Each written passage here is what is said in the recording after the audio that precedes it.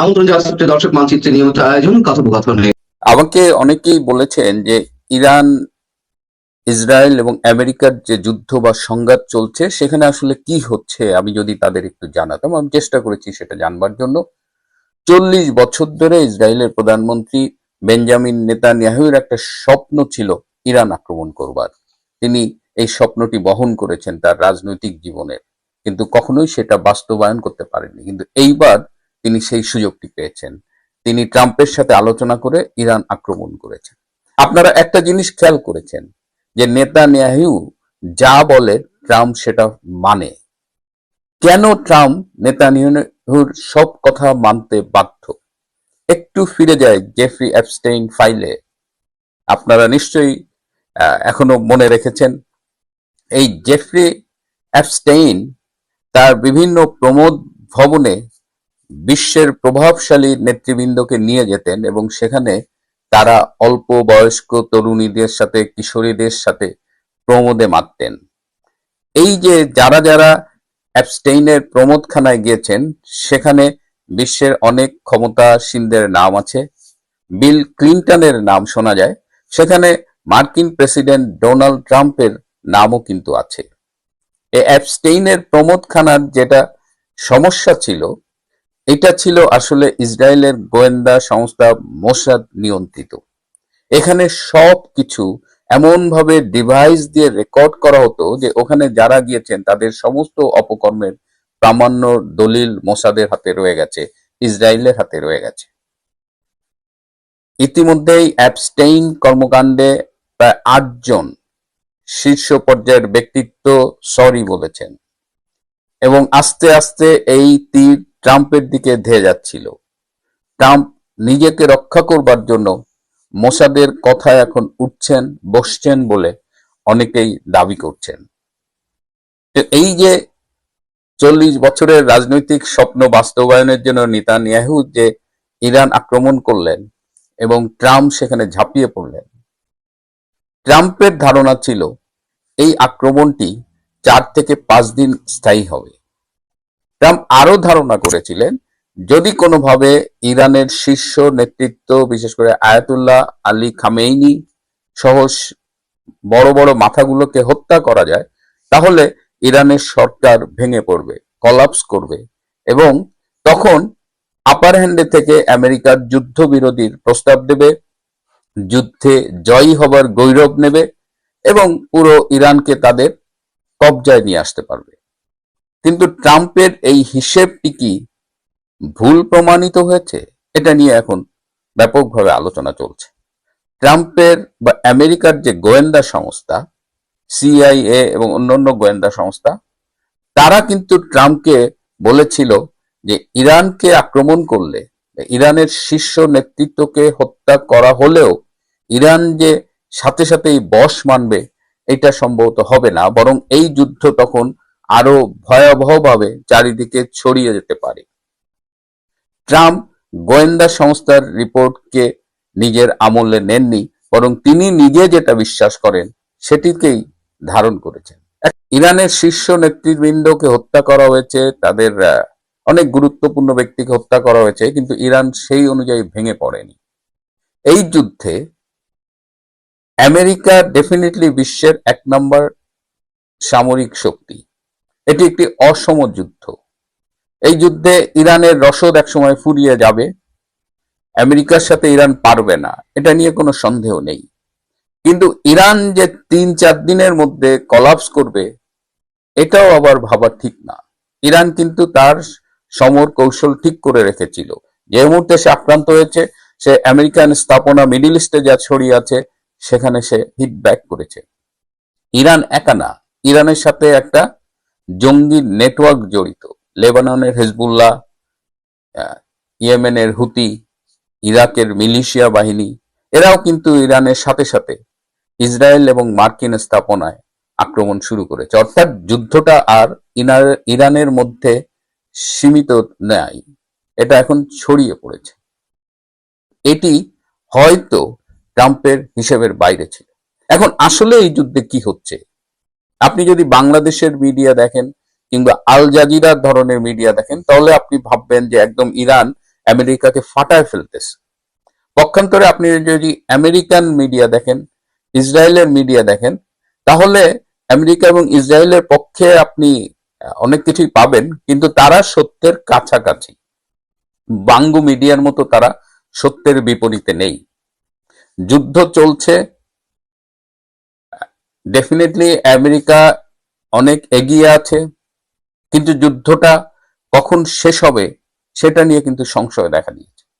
এদিকে ইরানের নিয়ন্ত্রণাধীন যে হরমুজ প্রণালী, তার দুই পাশে শতাধিক তেলবাহী জাহাজ আটকে আছে। ইরানের যুদ্ধ জাহাজের উপরে আমেরিকার সফল আক্রমণ হয়েছে। ইরানের অনেক স্থাপনা ভেঙে পড়েছে। পাশাপাশি আমেরিকা যে একেবারে কোনো ক্ষতি হচ্ছে না তা নয়, তাদের বেশ কিছু সৈন্য আহত হয়েছেন, 6 জন তো নিহতই হয়েছেন। আমেরিকার আভ্যন্তরীণ বাজারে জিনিসপত্রের দাম বেড়েছে, সারা বিশ্বের তেলের দাম বেড়েছে। হরমুজ প্রণালী অনেকটা নিষ্ক্রিয় হয়ে পড়ায় যে ইম্প্যাক্টটা পড়তেছে, যে বিকল্প পথে যদি যেতে হয় পরিবহন খরচ বাড়বে, পরিবহন খরচ বাড়লে দ্রব্যমূল্যের দাম বেড়ে যায় এবং আলটিমেটলি এটা শিল্প খাতকে নেতিবাচকভাবে প্রভাবিত করে। অর্থাৎ এখন এই যে সংঘাতটি শুরু হয়েছে, এটি আজকে 1 সপ্তাহ হয়ে গেল। গত শনিবার শুরু হয়েছিল, আজকে শনিবার। এটি কবে থামবে? এটার পরিণতি কি হতে পারে? সম্ভাব্য 3টা পরিণতি হতে পারে। যে একটা হলো যে কূটনৈতিক পর্যায়ে আলোচনার মাধ্যমে এই সংঘাতের একটা শেষ করা যেতে পারে। এখানে বিশ্বের অন্যান্য যেসব প্রভাবশালী দেশ আছে তারা স্টেপ ইন করতে পারে, আলোচনার টেবিলে আসতে পারে। যদিও আমেরিকা এবং ইসরায়েল যখন ইরানকে আক্রমণ করেছে তখনও কিন্তু একটা আলোচনা চলছিল এবং ইরান সম্ভবত ধারণা করেছিল যে আলোচনা চলাকালীন তারা আক্রান্ত হবে না। কিন্তু এখনো আলোচনার সবসময় সুযোগ আছে, যে কোনো সংঘাতে আলোচনার দ্বার উন্মোচিত হতে পারে। দ্বিতীয় হলো যে মধ্যপ্রাচ্যে ক্ষমতার ভারসাম্য, রাজনীতির ভারসাম্য বদলে যেতে পারে। যেহেতু আমেরিকার কারণে মধ্যপ্রাচ্য আজকে নিজে হুমকির মুখে পড়েছে, আক্রান্ত হয়েছে, সে হয়তো নতুন মিত্র খুঁজতে পারে। তৃতীয় এবং ভয়ানক যে পরিণতি, সেটা হলো যে এই যুদ্ধ আরো ব্যাপকভাবে ছড়িয়ে যেতে পারে। আমরা ঠিক এখনো নিশ্চিত নই ইরান কতদিন এই যুদ্ধ চালিয়ে যেতে পারবে। আমেরিকা এবং ইসরায়েল এবং তাদের সাথে আরো অনেক মিত্র শক্তি আছে, কিন্তু ইরানের সাথে কিন্তু সরাসরি পাশে কেউ দাঁড়াচ্ছে না। চীন আপনারা জানেন, একটা সুবিধাবাদী দেশ, সে কখনো আপনার জন্য যুদ্ধে জড়াবে না।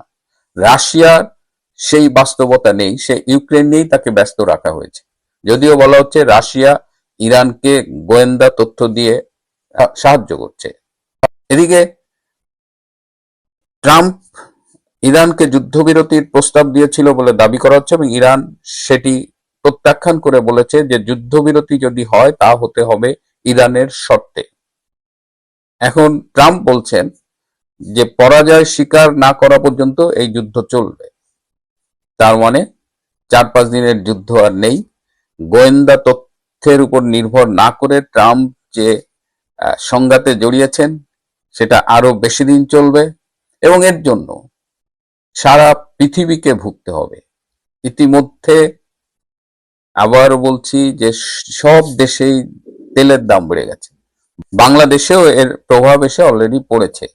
আপনারা দেখেছেন যে তেল কেনার উপরে কিন্তু নিয়ন্ত্রণ আরোপ করা হয়েছে, যে প্রাইভেট কার দিনে 10 লিটারের বেশি তেল কিনতে পারবে না। এবং ঢাকা থেকে বন্ধুরা বলছে যে দীর্ঘ লাইন নাকি এক একটা সার্ভিস স্টেশনে, দীর্ঘ লাইন 1-1.5 কিলোমিটারের, এবং ওই 10 লিটার তেল সংগ্রহ করতে গিয়ে 2 লিটার তেল নাকি লাইনেই পুড়ে যাচ্ছে। এই মুহূর্তে যারা আপডেট জানতে চেয়েছিলেন তাদের সরাসরি বলতে গেলে আপডেট হলো যুদ্ধ চলছে, আমেরিকা ডেফিনেটলি আপার হ্যান্ডে আছে, বাট যেহেতু ইরানের হারানোর কিছু নাই, ইরান কল্পনাতীতভাবে হিটব্যাক করেছে এবং কিছু কিছু ক্ষেপণাস্ত্র সারা বিশ্বকে অবাক করে দিয়েছে। কিন্তু ইরান কতদিন এই যুদ্ধ চালিয়ে যেতে পারবে জানি না। তবে যতদিনই যুদ্ধ চলুক, আমাদের সাধারণ জনগণের কপালে কিন্তু ভোগান্তি আছে। শেষ প্রশ্নটা দিয়ে শুরু করি। ইরান কি এই যুদ্ধে জিতবে? উত্তরটা হলো ইরান জিততেও চায় না, হাঁটতেও চায় না, সে চায় টিকে থাকতে। টিকে থাকার জন্য সে এমন একটা লাইন ধরে এগুচ্ছে যেখানে পাশে দাঁড়ানোর জন্য ন্যাটো নেই, রাশিয়া চীন আছে দূর থেকে, আরব দেশগুলো আছে, বিশেষ করে সুন্নি মুসলিম দেশগুলো শত্রুর কাতারে। কিন্তু সে একা হয়েও তার মতো করে হাঁটছে, কারণ সে জানে এই যুদ্ধটা যদি সে এখন না করে তাহলে আগামী দশকে তার আর কোনো যুদ্ধ করার সুযোগ সে পাবে না। তাই এখন সে সর্বস্ব দিয়ে এই যুদ্ধটা করছে।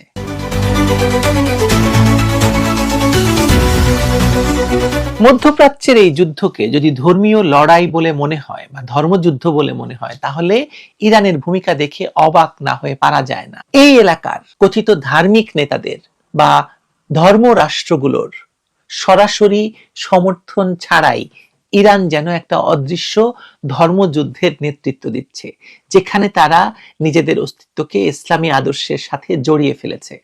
কিন্তু এটা কোনো পুরনো ধর্মগ্রন্থের যুদ্ধ নয়, এটা কৌশল, প্রযুক্তি আর বেঁচে থাকার লড়াইয়ের মিশেল। সাম্প্রতিক দিনগুলোতে যা ঘটেছে তা আমেরিকা আর ইসরায়েলের সম্মিলিত আক্রমণ ইরানকে গভীর সংকটে ফেলেছে, কিন্তু ইরানের পাল্টা জবাব দেখে মনে হয় তারা এই যুদ্ধকে সামরিক লড়াই নয়, শুধু একটা বৃহত্তর আদর্শের লড়াই হিসেবেও দেখছে। এই বিশ্লেষণে আমি চেষ্টা করব সাম্প্রতিক ঘটনা প্রবাহের ভিত্তিতে এই যুদ্ধের কৌশলগত দিকগুলোকে খুঁটিয়ে দেখতে, যাতে বোঝা যায় কেন ইরান এখনো টিকে আছে। মধ্যপ্রাচ্যের আকাশের ধোঁয়া আর ধ্বংসস্তূপের ছাইয়ের গন্ধ এখন আর শুধু গাজা বা বৈরুত পর্যন্ত সীমাবদ্ধ নয়, এটি ছড়িয়ে পড়েছে তেহরান থেকে আবুধাবি, জেদ্দা থেকে দোহা পর্যন্ত। একটি অদৃশ্য কিন্তু স্পষ্ট রেখা টানা হয়েছে দুই শিবিরে। একপাশে যুক্তরাষ্ট্র এবং ইসরায়েলের নেতৃত্বে প্রযুক্তি এবং কূটনীতির ঐতিহাসিক জোট, সেখানে সৌদি আরব, বাহরাইন, কাতার, দুবাই বা আরব আমিরাত সমস্ত শক্তিশালী অর্থনীতির, তেল অর্থনীতির দেশগুলো একজোট হয়েছে। অন্য পাশে ইরান, যে একাই দাঁড়িয়ে আছে কথিত ইসলামী বিশ্বের নীরবতা কিংবা সমর্থন ছাড়াই। এটি এখন আর শুধু ভূরাজনৈতিক সংঘাত নয়, এটি একটি ধর্মযুদ্ধ, যেখানে ইরান নেতৃত্ব দিচ্ছে, কিন্তু সেই নেতৃত্বের পেছনে কোনো আন্তর্জাতিক মুসলিম সংহতি নেই। এমনকি বাংলাদেশের ইসলামিক দলগুলো শুক্রবারে যারা সাধারণত ইসরায়েলের বিরুদ্ধে মানে আমেরিকার বিরুদ্ধে মাঠে নামে, তারা পর্যন্ত নিশ্চুপ, তারা শেখ হাসিনাকে ইসলামের শত্রু মনে করে, কিন্তু যারা পুরো ইসলামিক বিশ্বকে আক্রমণ করছে, আক্রান্ত করছে, তাদেরকে মনে করে না। বিস্ময়কর নয়? মানে এই যে ইরান শুধু তার নিজস্ব নির্মিত একটি অদম্য প্রতিশোধমূলক যন্ত্র, ইসলামিক রেভলিউশনারি গার্ড কর্পস বা আইআরজিসি নিয়ে এখনো টিকে আছে, সেটাই বিস্ময়কর আসলে। গত কয়েকদিনের ঘটনা প্রবাহ দেখিয়েছে যুক্তরাষ্ট্র এবং ইসরায়েলের যৌথ অভিযান এপিক ফিউরি ইরানের উপর যে ধারাবাহিক হামলা চালিয়েছে তা কেবল সামরিক টার্গেট নয়, বরং জাতীয় অহংকার এবং সার্বভৌমত্বকে ধূলিসাৎ করার একটি সুপরিকল্পিত প্রচেষ্টা।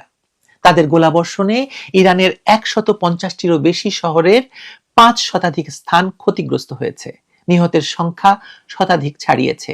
কিন্তু এই সর্বাত্মক আক্রমণের জবাবে ইরান যা করেছে তা পশ্চিমা গোয়েন্দা মহলের অনেকের গণনার মধ্যে ছিল না। ইরান শুধু প্রতিশোধ নেয়নি, বরং একটি কৌশলগত বার্তা দিচ্ছে। তাদের হাতে রয়েছে এমন একটি অস্ত্র যা বর্তমান বিশ্বের যে কোনো ক্ষেপণাস্ত্র প্রতিরক্ষা ব্যবস্থাকে অকার্যকর করে দিতে পারে। ইসরায়েলের হাইফা শহরের উপকূলে নৌবাহিনীর গুরুত্বপূর্ণ ঘাঁটিতে ইরানের ফাত্তা-2 হাইপারসনিক মিসাইলের আঘাতে জার্মানির তৈরি ডলফিন ক্লাসের 5টি সাবমেরিন গুরুত্বপূর্ণ বা সম্পূর্ণ ধ্বংস হয়ে গেছে। মাত্র 4 মিনিটের মধ্যে ইরান থেকে ইসরায়েলে আঘাত হানতে সক্ষম এই মিসাইল সম্পর্কে পেন্টাগনের গোপন নথিতেই স্বীকার করা হয়েছে যে বর্তমানে এমন কোনো প্রযুক্তি নেই যা একে রুখতে পারে। এই হাইপারসনিক ক্ষমতা ইরানের জন্য কেবল একটি অস্ত্র নয়, এটি একটি মনস্তাত্ত্বিক যুদ্ধের হাতিয়ার। ইরান জানে সরাসরি সম্মুখ সমরে আমেরিকা ইসরায়েলের সাথে পেরে উঠবে না, তাই তারা যুদ্ধের প্রকৃতি বদলে দিয়েছে। তারা টেকনোলজিক্যাল যুদ্ধের বিরুদ্ধে দাঁড় করিয়েছে ইকোনমিক্যাল ওয়ারফেয়ারও। ইরানের হামলা শুধু মার্কিন ঘাঁটিতে সীমাবদ্ধ নেই, বরং তারা সৌদি আরবের আরামকোর মতো বিশ্বের বৃহত্তম তেল শোধনাগার, আরব আমিরাত এবং কাতারের বিলাসবহুল হোটেল এবং বাণিজ্যিক কেন্দ্রগুলোকে টার্গেট করেছে। তাদের কৌশল স্পষ্ট, তেলের দাম ব্যারেল প্রতি $70 থেকে 90 বা $200 নিয়ে যাওয়া। যখন বিশ্ববাজারে তেলের দাম অস্থির হয়ে উঠবে, তখন ইরানের তেলের উপর নির্ভরশীল রাষ্ট্রগুলোই যুদ্ধবিরতির চাপ সৃষ্টি করবে। ইরান এই সংঘাতকে একটি কৌশলগত অচলাবস্থায় নিয়ে যেতে চায়, যেখানে অর্থনীতি হয়ে উঠবে নিরন্তর যুদ্ধের প্রধান মাঠ। ইরানের যুদ্ধ কৌশলের মূলে রয়েছে একটা চালাকি, যাকে বলা যায় ওয়ারফেয়ার ক্যামোফ্লেজ। তারা শাহেদ ড্রোন দিয়ে ক্লাস্টার অ্যাটাক চালায়, সাথে ব্যালিস্টিক এবং ক্রুজ মিসাইল ব্যারেজ। এই মিশ্রণটা প্রতিপক্ষের এয়ার ডিফেন্স সিস্টেমকে বিভ্রান্ত করে দেয়, কারণ রাডারগুলো একসঙ্গে ড্রোন, মিসাইল আর অন্যান্য হুমকি সামলাতে গিয়ে অভিভূত হয়ে পড়ে। এখন শোনা যাচ্ছে ইরান যে কোনো মুহূর্তে তাদের হাইপারসনিক মিসাইল ব্যবহার করবে, বা ইতিমধ্যে করেছে। ফাত্তা-2 এর কথা তো আগেই বলেছি। ফাত্তা-2 নামের এই অস্ত্র দিয়ে আমেরিকা এবং ইসরায়েলের মধ্যে ব্যাপক উদ্বেগ তৈরি হয়েছে।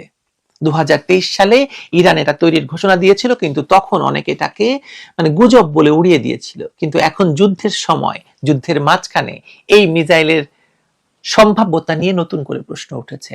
হাইপারসনিক মিসাইল ভয়ঙ্কর, কারণ এর গতি শব্দের চেয়ে 5 গুণ বেশি এবং এর অপ্রত্যাশিত পথ জিগজ্যাগ করে যায়, যা কোনো ডিফেন্স সিস্টেম প্রেডিক্ট করতে পারে না। বিশ্বের কোনো সংস্থা এগুলোকে পুরোপুরি মনিটর করতে পারে না, যদিও আমেরিকা এবং ন্যাটোর কিছু স্পেস ভিত্তিক সেন্সর আছে যা কিছুটা সক্ষমতা অর্জন করেছে বলে তারা দাবি করে।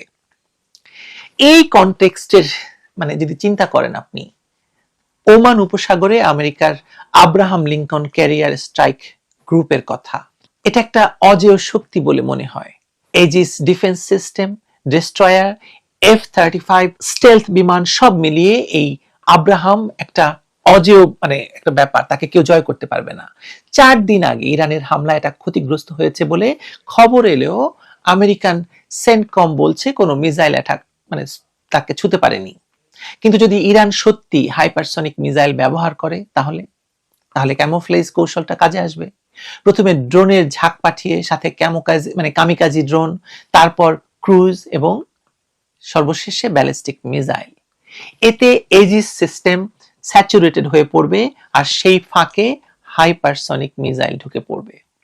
এটা ইসরায়েলের আয়রন ডোম বা আমেরিকার থ্যাড সিস্টেমকে বাইপাস করতে পারে। যদি এমনটা ঘটে, তাহলে আমেরিকা ইসরায়েলের মুখ রক্ষা করা কঠিন হয়ে পড়বে এবং যুদ্ধটা তৃতীয় বিশ্বযুদ্ধের দিকে এগোতে পারে। তবে ইরানও যে কিছু ভুল করেনি তা তো নয়, যা তাদের অবস্থানকে দুর্বল করেছে। উদাহরণস্বরূপ সৌদি আরবে আমেরিকান দূতাবাসের ড্রোন হামলা, এটা আন্তর্জাতিক আইনের লঙ্ঘন, কারণ দূতাবাসের জমি সেই দেশের অংশ বলে গণ্য হয়।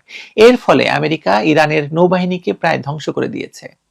একইভাবে আমেরিকাও আন্তর্জাতিক সমুদ্রে ইরানের ডেস্ট্রয়ার ডুবিয়ে দিয়েছে, যা সমান অপরাধ। কিন্তু এই যুদ্ধের গভীরতা বোঝার জন্য পেছনে যেতে হবে, বিশেষ করে ইরানের ইসলামিক রেভলিউশনারি গার্ডস কর্পস বা IRGCর ভূমিকায়। 1979 সালের ইসলামী বিপ্লবের পর আয়াতুল্লাহ খোমেনি এই বাহিনী গঠন করেন, যারা শুধু সুপ্রিম লিডারের কাছে জবাবদিহি করে। এদের দুটো অংশ, একটা অভ্যন্তরীণ নিরাপত্তা সামলায়, অন্যটা কুদস ফোর্স, যা বিশ্বজুড়ে ইরানের স্বার্থ রক্ষা করে। 1980 সালে এই গ্রুপ খোমেনিকে 4টা মূল কৌশল বোঝায়, যা ইরানকে 47 বছর ধরে টিকিয়ে রেখেছে। প্রথমটা হলো লং রেঞ্জ মিসাইলের উন্নয়ন, কারণ আমেরিকা ইসরায়েলের হুমকি সবসময় ছিল, থাকবে, আছে এবং থাকবে। দ্বিতীয়টা আশেপাশের শিয়া অধ্যুষিত দেশগুলোতে গ্রুপ গড়ে তোলা, যেমন লেবাননে হিজবুল্লাহ, ইয়েমেনে হুথি, এমনকি গাজায় হামাসকে সমর্থন, যাতে সুন্নি শিয়া বিভেদ ভুলিয়ে ইরানের প্রভাব ছড়ানো যায়। আর তৃতীয়টি হচ্ছে সাইবার যুদ্ধ দিয়ে প্রতিবেশী দেশগুলোকে অস্থিতিশীল করা এবং তাদের অর্থনীতি থেকে লাভবান হওয়া। চতুর্থটা হরমুজ প্রণালীতে মেরিটাইম ডিসরাপশন, সি মাইন পেতে রাখা, যাতে বিশ্বের 60% তেলের পথ নিয়ন্ত্রণ করা যায়। এই কৌশলগুলো IRGC-কে ইরানের রক্ষাকর্তা বানিয়েছে, এবং যতক্ষণ এরা আছে, ইরানকে আসলে জয় করা তো কঠিন। সাম্প্রতিক হামলায় অনেক IRGC জেনারেল মারা গেলেও এরা এখনো যুদ্ধের নিয়ন্ত্রণে। এই যুদ্ধের আরেকটা দিক হলো অর্থনৈতিক। আমেরিকা ইসরায়েল টেকনোলজিক্যাল যুদ্ধ করছে, কিন্তু ইরান এটাকে অর্থনৈতিক লড়াইয়ে রূপান্তরিত করেছে। তারা শুধু সামরিক ঘাঁটি নয়, আরব দেশগুলোর তেল শোধনাগার, হোটেল আর ব্যবসা কেন্দ্রে হামলা করেছে। উদ্দেশ্য কি? তেলের দাম বাড়িয়ে $70 থেকে $200 নিয়ে যাওয়া। যাতে বিশ্বের তেল নির্ভর দেশগুলো যুদ্ধবিরতির চাপ দেয়। রাশিয়া, চীন ইরানকে স্যাটেলাইট এবং অস্ত্র দিয়ে সাহায্য করছে, যদিও পশ্চিমা দেশগুলো আমেরিকার পক্ষে। কিন্তু আমেরিকার দুর্বলতা হলো তারা যুদ্ধ শুরু করতে পারে কিন্তু শেষ করতে জানে না। ভিয়েতনাম থেকে আফগানিস্তান তার প্রমাণ। শেষ পর্যন্ত এই যুদ্ধ কতদিন চলবে বা কিভাবে শেষ হবে তা আমি কেন কারো পক্ষেই বলা সম্ভব নয়। ইরানের IRGC পরাজয় মেনে নেবে কিনা বা ক্ষমতার পালাবদল হবে কিনা সেটাও এই মুহূর্তে কেউ বলতে পারছে না। কিন্তু একটা জিনিস পরিষ্কার, কথিত ধার্মিকদের সরাসরি সমর্থন ছাড়াই ইরান এই লড়াইকে একটা ধর্মযুদ্ধের রূপ দিয়েছে, যেখানে তারা নিজেদেরকে ইসলামী আদর্শের রক্ষক হিসেবে দেখছে। এটা শুধু সামরিক যুদ্ধ নয়, এটা তার অস্তিত্বের লড়াই, যা বিশ্বকে একটা নতুন সংকটের দিকে ঠেলে দিচ্ছে। বাংলাদেশের মতো দেশগুলো এর ধাক্কা সামলাবে কিভাবে সেটাও চিন্তার বিষয়। দ্বিতীয় বিশ্বযুদ্ধের পর এমন ধ্বংসাত্মক পরিস্থিতি আর দেখা যায়নি, এবং এখানে কে আক্রমণকারী কে শিকার তা এক বাক্যে এক কথায় বলা কঠিন, কারণ সবকিছু, বিশেষ করে এই মূল্যবোধগুলো এখন অর্থহীন হয়ে গেছে এবং মিলে ঝুলে এমন একটা স্যুপ তৈরি করেছে যে হট ঘন স্যুপের বাটির মধ্যে আমরা সবাই পড়ে গেছি। সেটা বাংলাদেশ হলে বাংলাদেশের মতো ক্ষুদ্র দেশ, যুক্তরাজ্য হলে যুক্তরাজ্য, ইউরোপ হলে ইউরোপ, আমেরিকা হলে আমেরিকা, আর ইসরায়েল তো আছেই। ভালো থাকবেন সবাই। যুদ্ধ নিয়ে আসলে অনেক কথা বলা যায়, কিন্তু যুদ্ধ নিয়ে মানে কে কাকে কতটা আক্রমণ করলো, কার কতটা ক্ষতি হলো, এটা আপনারা প্রতিদিন দেখছেন, কিন্তু এই যুদ্ধের এই মনস্তত্ত্বটা আসলে বোঝা দরকার ছিল বলে আজকে এতটুকুই। আরো বিশ্লেষণ নিয়ে আসবো যুদ্ধ নিয়ে, কারণ যুদ্ধ